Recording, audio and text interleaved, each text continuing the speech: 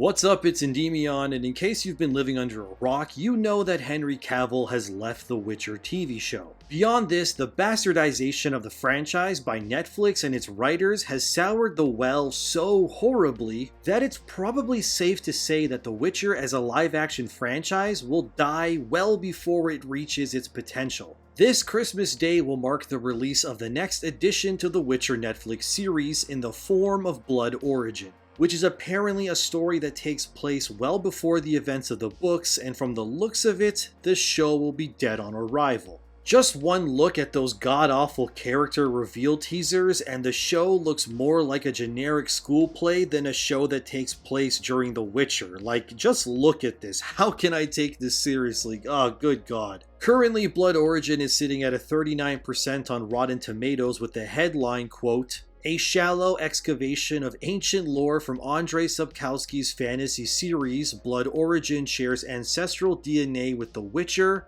but little of what makes the Mothership series memorable," end quote. Some of the reviews have been calling the show pointless and a waste of potential as well. AV Club's Sam Barsanti even says that Blood Origin could use a hell of a lot more Witcher in it. Barsanti even goes on to say, and I quote, "Netflix's live-action prequel series The Witcher Blood Origin doesn't really have any of that. It's set thousands of years before the events of the main series, centering around an important lore event called the Conjunction of the Spheres. But without the anchor that keeps the franchise grounded, it really is just a fantasy story without any of the things that make The Witcher special. It's House of the Dragon without the political maneuvering or family drama that makes Game of Thrones so captivating. It's Rings of Power without the class and grandeur of Tolkien. It's The Witcher without The Witcher," end quote. What's even worse is that the pivotal story point of the show is apparently about what happened during the Conjunction of the Spheres,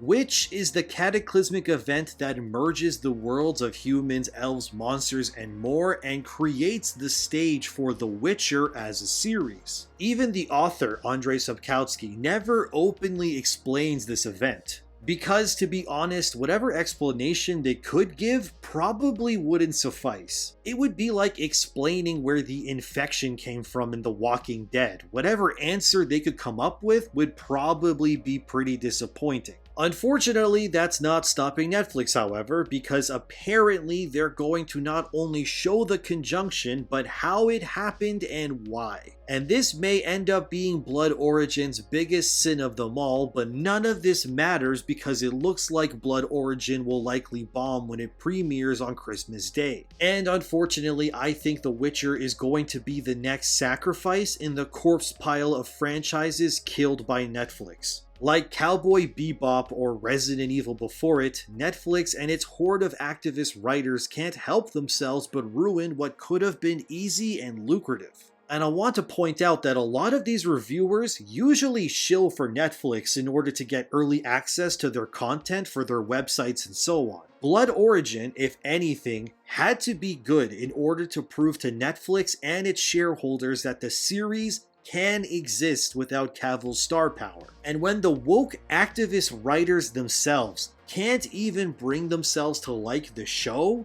the future is clear as day and it's a bleak one for everyone involved. The problem here is simply that these giant media companies do not care about source material or your fan expectations. All of these intellectual properties exist solely to allow the writers and producers an effective way in pushing their political and ideological agendas upon impressionable fan bases. The Witcher started off with such an explosive debut for Netflix that it could have easily have been the next Game of Thrones. Henry Cavill, of course, has left and is now apparently on his way to Amazon to make a Warhammer 40k cinematic universe where he is in full control, and I'm happy for him. I'm confident that if Henry can keep control, he will deliver on his vision while staying true to the source material, I hope. It's just such a shame that we won't have the same for The Witcher. What's very puzzling is that the reviews for Blood Origin came out more than a week before its debut.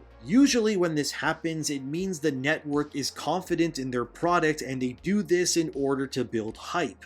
But in a hilarious twist of fate, not only did Netflix release Blood Origin to reviewers early, but this decision is likely going to hurt the show even more now. Some sites like BGR.com are even publishing articles with scathing titles such as "Netflix's The Witcher franchise feels like it's collapsing before our eyes." Total Film, another publication, even said, and I quote, "In a year filled with great fantasy, House of the Dragon and the Rings of Power among them ultimately ranks near the bottom," end quote. Yeah, I don't think Rings of Power should be anywhere near House of the Dragon when it comes to comparisons, but that's just me anyways. This horrific media collapse of Blood Origin is sad because this could have all been avoided. Considering just in 2019, showrunner Lauren Hissrich even said that Henry Cavill was, and I quote, "He's a dream to work with, but even more than that, and the fact that he's a genuinely nice human being. He is absolutely obsessed with Geralt in a way I could not even fathom when we met. He has so thoroughly steeped himself in this world. He's a huge gamer and knew the games very well." And then when he realized Netflix was making the show, he went and read all of the books, so he's really a scholar of the material that's come before us. What I love is also what Henry has brought to his own Geralt. With any actor, a little piece of them comes into the role they're playing. Henry has a stoicism to him and sort of a quiet thoughtfulness that he has instilled in Geralt, end quote. This glowing review of Henry shows that these writers at one point knew what they had, and are now in damage control mode because recently individuals have tried to start a smear campaign against Cavill earlier this week by saying he was hard to work with and was misogynistic. FandomWire.com said in their article that Henry Cavill wanted full control of the storyline, and the leaked transcript from a podcast called Du Moi, which I probably mispronounced, had details that Henry's behavior was what got him fired. But, well, I'll let you decide here. I'll read it, get comfy. This is a lot, but I quote, "But in season 2 and 3 something shifted and he became really impossible for women to work with, which is always a big problem. But even worse here because the showrunner is a woman. He would try to overrule her and try to get changes made last minute across the board without her knowledge. Which, if you know anything about showrunning, is completely effed. The showrunner has to sign off on every minuscule detail down to the buttons on a costume. Female writers and directors were suddenly completely ignored on set, unable to do their jobs. Every department head was complaining. He started making comments. It wasn't a sexual thing, he wasn't grabbing anyone or being lewd, but it was disrespectful and toxic all the same. He's deeply addicted to video games to the point where it was like working with any other addict. He was distracted, he was late, he was obsessive. And a lot of people think that the misogyny came from Gamer World. Video game bro language is not how you talk to coworkers, and he wouldn't stop. Like his whole personality shifted. Eventually, his disrespect escalated. He would rewrite scenes without even alerting the other actors in the scenes until it was time to shoot. He decided that he didn't want any romantic scenes at all. No kissing, no shirtless scenes, etc. He wanted complete control of storylines but really had no idea of the limitations of TV, structure, budget, etc. He formed a weird alliance with one writer who's also a gamer, who eventually got fired after multiple HR complaints were made, and after that writer left, Henry did anything he could to hold up production and cause problems. Eventually, top brass at Netflix was tired of him costing them money with delays in HR investigations, and the showrunner was asked to construct a potential exit for him. Netflix reached out to him personally, and he was given one final warning and violated that warning with an email he sent to the entire writing staff right after that meeting. That was it. End quote. The best part about this allegation is that it isn't even credited to a certain person. Only that this podcast, which is apparently notoriously known for hating on male celebrities while praising female ones, basically tried to smear Henry Cavill and say the problem was no one's but his alone.